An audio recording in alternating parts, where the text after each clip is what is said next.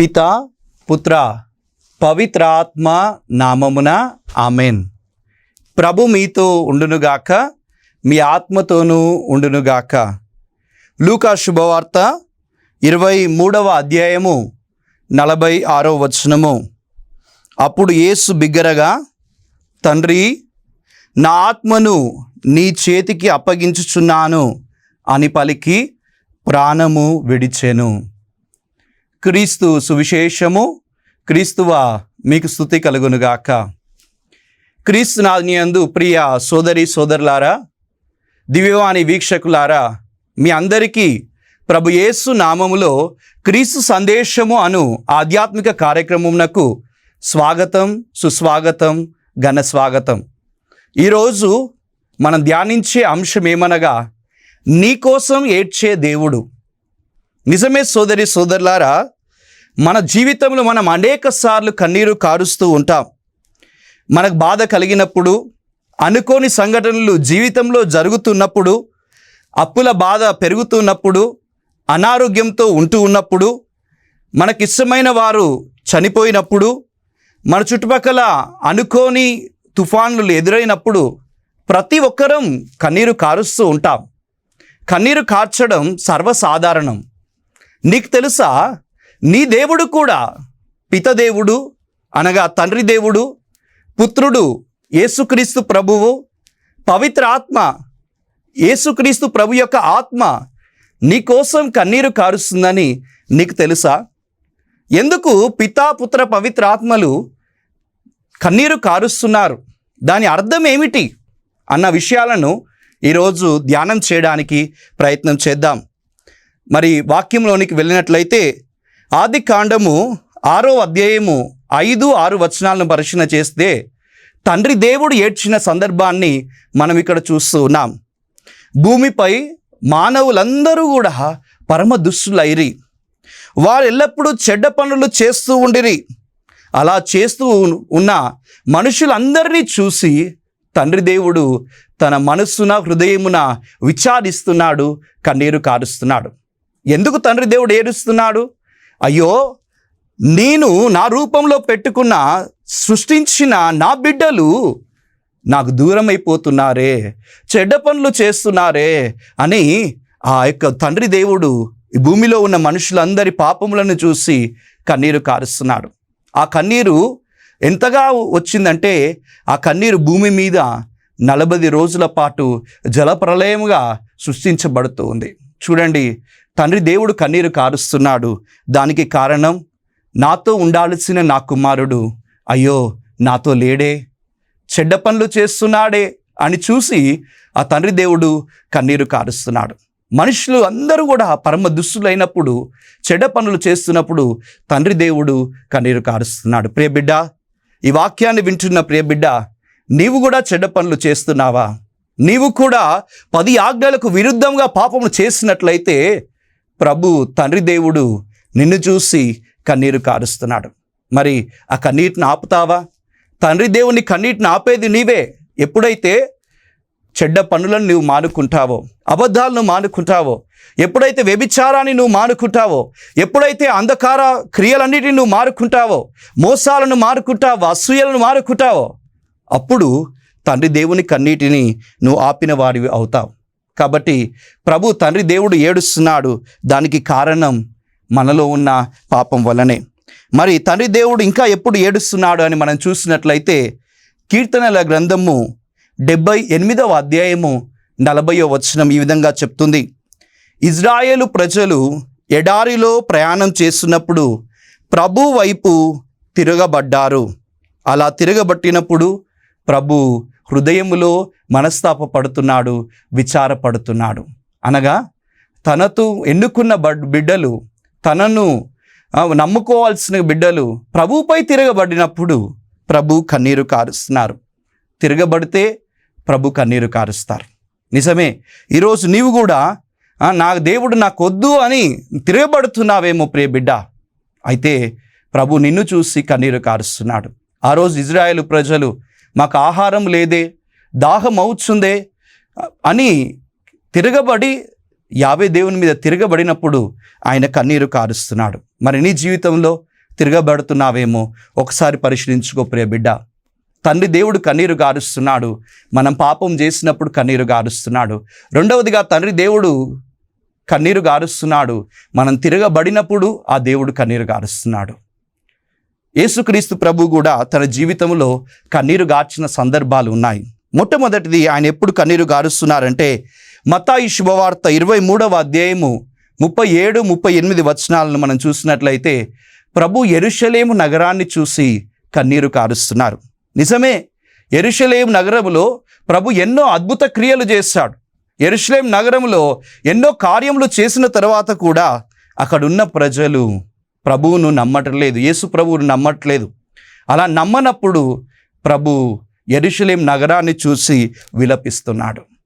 మనము యేసుక్రీస్తు ప్రభు నమ్మకపోతే ప్రభు కన్నీరు గారుస్తున్నాడు. ఆ రోజు ప్రభు యెరూషలేము నగరాన్ని చూసి ఏమంటున్నారంటే, ఓ యెరూషలేమా, కోడి రెక్కలు చాచి తన పిల్లను ఆదుకున్నట్లు నేను ఎన్ని పర్యాయములు నిన్ను తీసినను నీవు నా మాట వినట్లేదు, నన్ను అంగీకరించట్లేదు.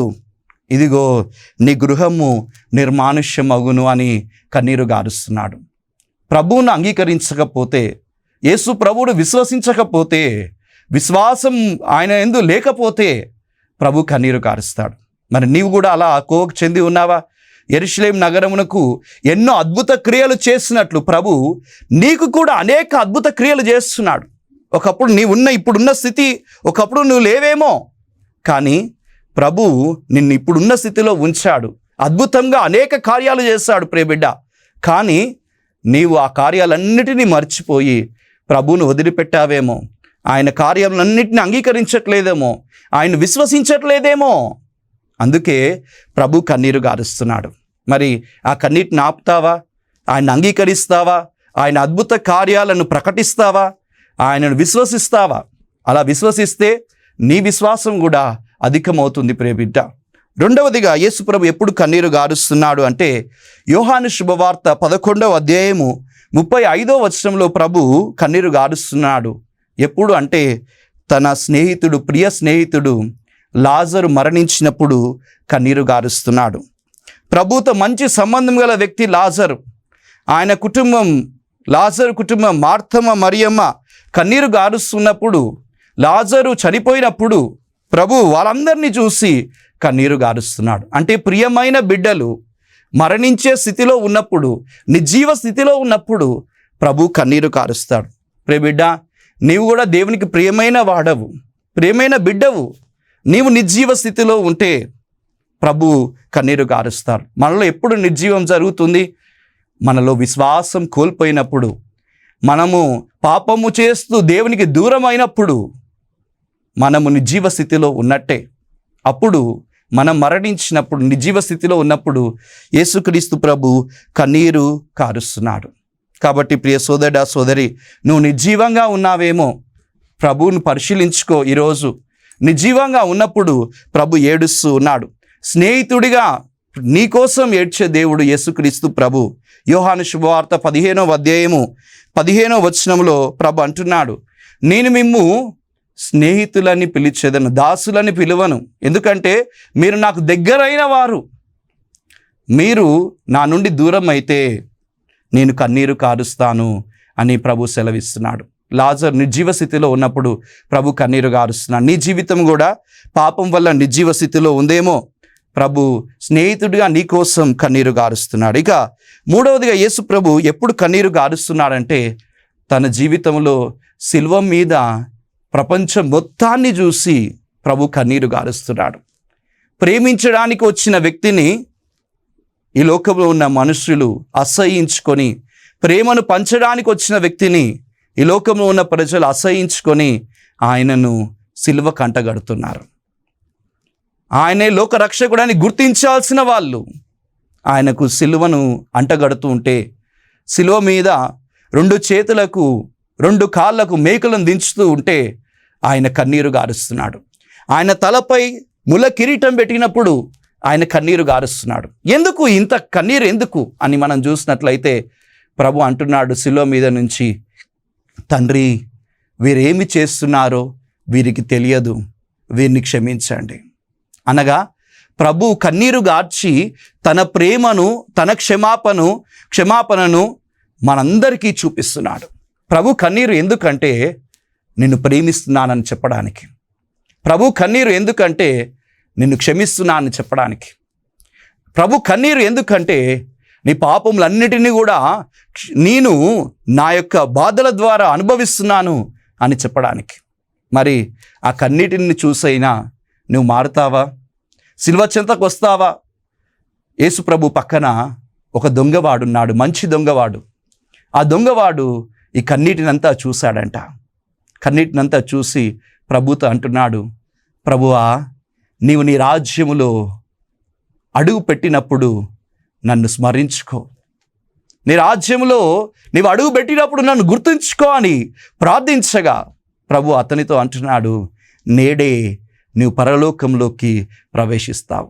అప్పటి వరకు దొంగవాడే, కానీ ప్రభు కన్నీరును చూసిన ఈ దొంగవాడు తాను కూడా కన్నీరు గారుస్తూ తన పాపముల కొరకు పశ్చాత్తాపపడి సిలువ ప్రేమలో ఆయనకు తెలుసుకొని ఆయన కన్నీరు కార్చగా ప్రభు సంతోషపడుతున్నాడు, పరలోకానికి మంచి దొంగకు ఇస్తున్నాడు. ప్రియ బిడ్డ, ఈ వాక్యం నువ్వు వింటుండగా నీకోసం ప్రభు కన్నీరు గారుస్తూ ఉన్నాడు అని నువ్వు తెలుసుకో. యేసు ప్రభు యెరూషలేములో కన్నీరు కార్చాడు. యేసు ప్రభు లాజరు మరణించగా కన్నీరు కార్చాడు. అదేవిధంగా యేసు ప్రభు శిలువ మీద కన్నీరు కార్చాడు. దీని అంతటికి ఒకటే కారణం, ప్రేమించిన నగరం, ప్రేమించిన బిడ్డలు దూరమైపోతున్నప్పుడు ప్రభు కన్నీరు కారుస్తున్నారు. మరి నీవు ప్రభుకు దగ్గరై నీ పాపములను ఒప్పుకొని నీవు కన్నీరు తుడువుము, ప్రభు కన్నీరు తుడువుము, పశ్చాత్తాపపడుము, క్షమాపణ కోరుకునుము. ఇది యేసు ప్రభు కన్నీరు గార్చిన సందర్భాలు.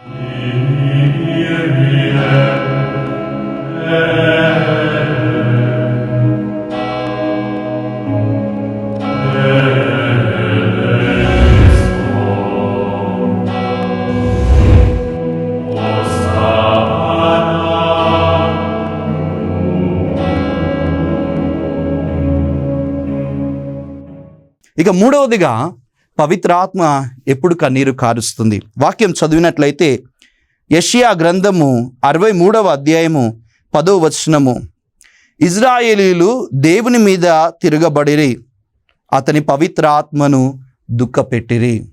అనగా దేవునికి వ్యతిరేకంగా, పవిత్రాత్మకు వ్యతిరేకంగా మనం పాపం చేసినట్లయితే పవిత్రాత్మ కన్నీరు కారుస్తుంది.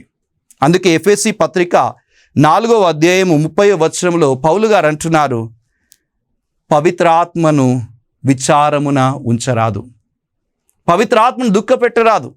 మనం పాపం చేసిన ప్రతిసారి పవిత్రాత్మను మనం దుఃఖంలో ఉంచుతున్నాం. పవిత్రాత్మను పట్టించుకొని ప్రతిసారి పవిత్రాత్మ దేవుణ్ణి దుఃఖపెడుతున్నాం. వాక్యం చెప్తుంది, కొరింథీయులకు రాయబడిన మొదటి లేఖ 3వ అధ్యాయం 16వ వచనము, మీ హృదయమే పవిత్రాత్మకు నిలయం. కానీ నిజంగానా?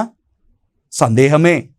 ఎందుకంటే చాలామంది హృదయాలలో పవిత్రాత్మ దేవుడిని ఉన్నాడనే గ్రహించట్లేదు. చాలామంది హృదయాలు ఎక్కడున్నాయంటే ఈ లోకపు వస్తువుల మీద ఉన్నాయి. మనం చూసినట్లయితే గెహాజీ అనే ఒక వ్యక్తి మన పరిశుద్ధ గ్రంథంలో చూస్తాం. ఆయన హృదయం ఎలీషా ప్రవక్త దగ్గర ఉండాలి, ఆయన చేసిన బోధల వాళ్ళ దగ్గర ఉండాలి, ఎలీషా ప్రవక్త నమ్ముతున్న యావే దేవుని మీద ఉండాలి. కానీ మరి ఆయన హృదయం ఎక్కడ ఉంది? నామాను అనే రాజు, ఆ సైన్యాధికారి తీసుకుని వచ్చిన బంగారం మీద ఉంది.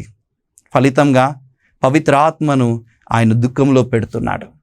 అదేవిధంగా యూదా ఇస్కారియోతు మనస్సు, హృదయం ఎక్కడ ఉంది? ధనం మీద ఉంది. అందుకే యేసు ప్రభువును, యేసు ప్రభు యొక్క ఆత్మైన పరిశుద్ధాత్మను ఆయన దుఃఖంలో ఉంచుతున్నాడు.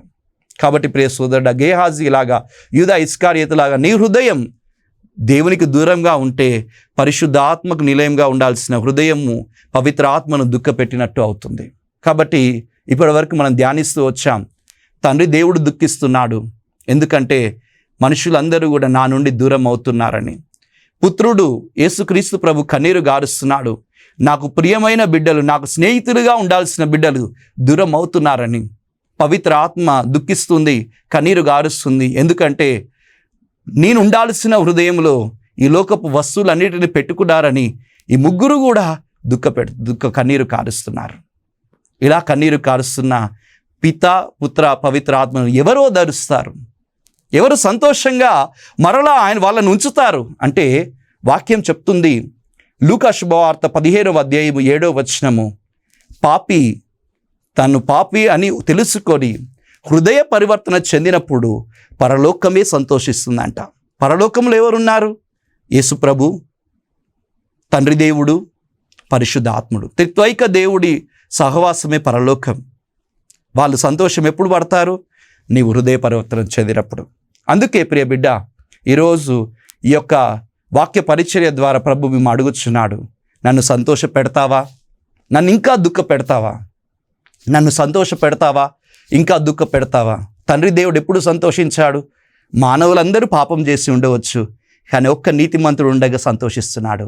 ఆ ఒక్క నీతిమంతుడు ఆది కాండములో 6వ అధ్యాయములో నోవా అనే వ్యక్తి. ఆ నోవా అనే వ్యక్తిని చూసి ప్రభు సంతోషిస్తున్నాడు. శిలో మీద ఉన్న యేసు ప్రభు సంతోషిస్తున్నాడు. ఎప్పుడు? మంచి దొంగ తన పాపములన్నిటినీ పరిహరించమని ప్రభుని అడిగినప్పుడు సంతోషిస్తున్నాడు. మూడవదిగా పవిత్ర ఆత్మ ఎప్పుడు సంతోషిస్తుంది? నేను దేవుణ్ణి, యేసు ప్రభుని ఎరగనని పేతురు 3 సార్లు బొంకినప్పుడు పవిత్రాత్మ కన్నీరు కార్చుంటుంది.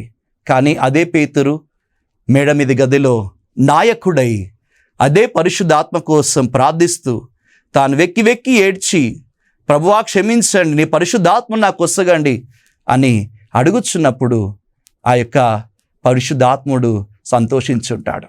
కాబట్టి నీ హృదయ పరివర్తన త్రిత్వైక దేవుణ్ణి సంతోషంలోనికి తీసుకొని వస్తుంది. కాబట్టి నీవు కన్నీరు కారుస్తున్న ప్రభు కన్నీటిని ఆర్పాలంటే నీవు కన్నీరు కార్చాలి. దేనికోసం? నీ పాపముల కోసం కన్నీరు కార్చాలి.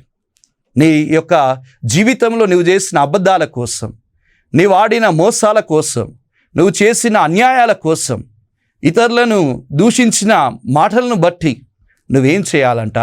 కన్నీరు కార్చాలి. మనం చూసినట్లయితే పునీత అగస్తిన్ వారని ఒక పునీతుడు మనకు కనిపిస్తున్నాడు. అగస్తిన్ వారి జీవితాన్ని మీరు బాగా గమనించినట్లయితే వారి అమ్మ మోనికమ్మ గారు అగస్తిన్ వారి జీవితాన్ని యవ్వన దశలో ఉన్నప్పుడు చూసి కన్నీరు కారుస్తుందంట. ఎందుకు? అగస్తిన్ వారు అన్ని రకాల పాపాలు చేస్తున్నారు. ఈ లోకపు వ్యామోహములలో పడి అన్ని రకాల పాపములు చేస్తున్నాడు. అటువంటి సందర్భంలో తల్లి ఏం చేస్తుందంట? కన్నీరు గారుస్తుంది. అయ్యో, నా కుమారుడు ఎప్పుడు మారుతాడు, ఎప్పుడు మంచివాడుగా ఉంటాడు అని కన్నీరు గారుస్తుంది. కుమారుని పిలిచి అడిగిందంట, అయ్యా నువ్వు మంచి జీవితం జీవించంటే అగస్తిన్ వారు అన్నారంట, నేను మారనే మారను అన్నాడంట. కానీ తల్లి కన్నీరు కార్చడం ఆపిందా? లేదు ప్రియ బిడ్డలారా, కన్నీరు కారుస్తుంది. 1వ సంవత్సరం, 2వ సంవత్సరం, 3వ సంవత్సరం, 17 సంవత్సరాలు కన్నీటితో తండ్రి దేవునికి, పుత్రదేవునికి, పవిత్రాత్మకు ఆమె మొర పెడుతుంది. ఒకరోజు అగస్తిన్ వారు వస్తున్నారు. అమ్మా, ఎన్ని రోజులు ఏడుస్తావమ్మా నా కోసం, ఇక చాలు అని చెప్పి అమ్మ కన్నీటిని తుడుస్తున్నాడు. తాను మారిపోతున్నాడు. తర్వాత గురువు అవుతున్నాడు, పీఠాధిపతి అవుతున్నాడు. దేవుని యొక్క సేవలో పునీతుడిగా ఆయన పరిణతి చెందుతున్నాడు. ఎలా జరిగింది? తల్లి చూస్తున్న కన్నీటిని ఆయన చూశాడు, తన జీవితాన్ని మార్చుకున్నాడు, తల్లికి ఓదార్పిచ్చాడు, తల్లికి సంతోషం ఇచ్చాడు. ప్రియ బిడ్డ, ఈరోజు ఈ వాక్యం వింటుండగా అగస్తిన్ వారు తల్లి కన్నీటిని తుడిచినట్టు నీవు కూడా దేవుని కన్నీటిని తుడవగలగాలి. పాపం చేయనప్పుడు దేవుడు సంతోషిస్తాడు, కానీ పాపం మీద నువ్వు పాపం కట్టుకున్నట్లయితే ప్రభు సంతోషించాడు, ఆయన కన్నీరు కారుస్తాడు. దర్శన గ్రంథము 21వ అధ్యాయము 4-5 వచనాల్లో ప్రభు ఒక వాగ్దానాన్ని ఇస్తున్నాడు. దేవుడు మన నేత్రముల నుండి వెలువడు బాష్పములను తుడిచివేయును. ఇక మృత్యువు కానీ, దుఃఖము కానీ, ఏడ్పు కానీ, బాధ కానీ ఏమాత్రం ఉండబోదు. అన్నింటినీ నూతనంగా చేస్తాను అని వాగ్దానం ఇస్తున్నాడు. ఈ వాగ్దానం నీ జీవితంలో నెరవేరాలా? నీ కన్నీరు ఆగాలంటే ప్రభు కన్నీటిని నువ్వు ఆపాలి. నీ కన్నీరు ఎలా ఆగుతుంది? ప్రభు కన్నీరు ఎలా ఆగుతుంది? నీవు పశ్చాత్తాపపడినప్పుడు ప్రభు కన్నీరు ఆగుతుంది. ప్రభు కన్నీరు ఆగినప్పుడు ప్రభు నీ కన్నీటిని తప్పకుండా ఆపుతాడు.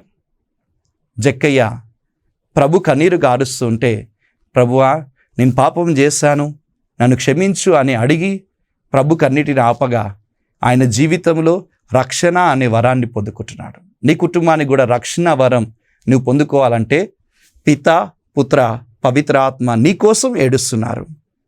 నీవు జక్కయ్యలాగా పశ్చాత్తాపపడు, కన్నీరు కార్చు నీ పాపాల కోసం.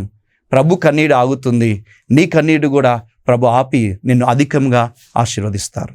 కాబట్టి ఈరోజు మనం ధ్యానించినాం, ప్రభు నీ కోసం కన్నీరు గారుస్తున్నాడు. ఆయన కన్నీటిని పశ్చాత్తాపడినప్పుడు నువ్వు ఆపగలవు. కనుక ప్రభును ప్రార్థించుకుందాం. దేవుని యొక్క దీవెనల కోసం కన్నీరు గార్చే ప్రభువుతో మాట్లాడదాం. ప్రభువా మా పాపాలు క్షమించమని అడుగుదాం. కళ్ళు మూసుకొని చేతులు జోడించి ప్రార్థన చేసుకుందాం. మహాకృపకు పాత్రుడవైన తండ్రి, సర్వోన్నతుడా, సర్వశక్తిమంతుడా, నీ పరిశుద్ధ నామమునకు స్తోత్రాలు తండ్రి. మా జీవితంలో చిన్న చిన్న సంఘటనలకి మేము కన్నీరు కారుస్తాం. కానీ ఒక దేవుడిగా, పితదేవుడిగా, పుత్రుడిగా, పవిత్రాత్మగా మేము పాపం చేసిన ప్రతిసారి నీవు కన్నీరు కారుస్తున్నావు తండ్రి. ఆదిలో ఈ ప్రపంచమంతా పరమ దుష్టులైనప్పుడు నీవు కన్నీరు కార్చావు. నీవెన్నుకున్న బిడ్డలు ఇజ్రాయేలు ప్రజలు తిరగబడినప్పుడు కన్నీరు కార్చావు. నిజమే తండ్రి, నీవు క్రైస్తవుడిగా మమ్మల్ని ఎన్నుకున్నావు. కానీ పాపం చేసి తిరగబడడం ద్వారా కన్నీరు కారుస్తున్నావు. నీ కన్నీటిని మేము ఆపాలి. మా కోసం నీ కుమారుణ్ణి పంపి ఆయన మరణం ద్వారా మా కన్నీటిని ఆపాలి అని నీవు ఆయన కూడా శిలువ మీద మా కోసం కన్నీరు కారుస్తున్నాడు. మా పాపముల కొరకు కన్నీరు కారుస్తున్నాడు. దాన్ని చూసైనా సరే మేము మారే కృపను, హృదయ పరివర్తన చెందే కృపను ప్రభువా మాకు దయచేయండి. మంచి దొంగవాడు ప్రభు కన్నీటిని ప్రత్యక్షంగా చూసిన వ్యక్తి.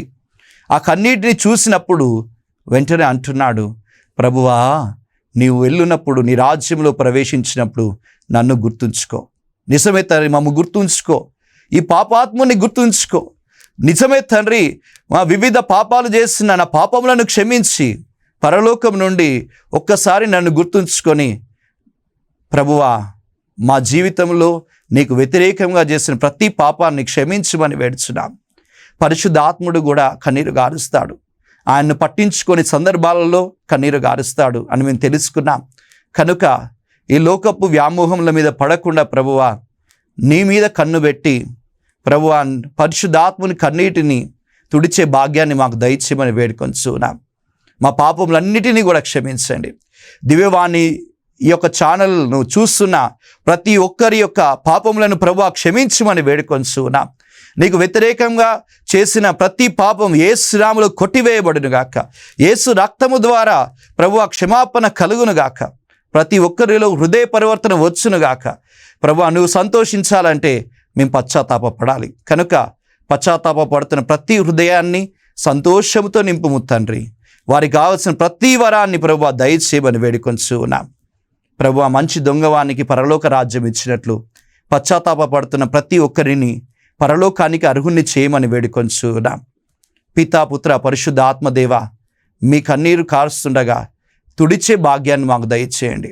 అగస్తిన్ వారు తల్లి కన్నీరుని చూసి మారినట్టు ప్రభువా నీ కన్నీటిని చూసి మేమందరం మారే కృపను, శక్తిని, బలమును మా అందరికీ దయచేయండి. అనారోగ్యంతో బాధపడుతున్న ప్రతి ఒక్కరిని ప్రభువా మీకు అర్పిస్తున్నాం. అనారోగ్యంతో వారు కన్నీరు కారుస్తుండొచ్చు, కానీ ఆ అనారోగ్యములన్నిటినీ యేసయ్య నీ నామములో బంధిస్తున్నాం, విడుదల ప్రకటిస్తున్నాం. యేసు నామములో విడుదల కలుగునుగాక. ప్రభువా ప్రతి ఒక్క అనారోగ్యాన్ని స్వస్థతగా మార్చండి తండ్రి. ఆశతో స్వస్థత కోసం ఎదురు చూస్తున్న నీ బిడ్డలపై హేరాళమైన వరములు కుమ్మరించుమని ఈ మనవులన్నింటినీ మా రక్షకుడు, మా నాథుడు యేసు అతి పరిశుద్ధ నామంలో అడిగి ప్రార్థిస్తున్నాము తండ్రి. ఆమేన్. ప్రభు మీతో ఉండునుగాక, మీ ఆత్మతోనూ ఉండునుగాక. సర్వశక్తిగల సర్వేశ్వరుడు పిత, పుత్ర, పవిత్ర ఆత్మ మేము దీవించి ఆశీర్వదించి కాచి కాపాడుదురుగాక. ఆమేన్. God bless you all.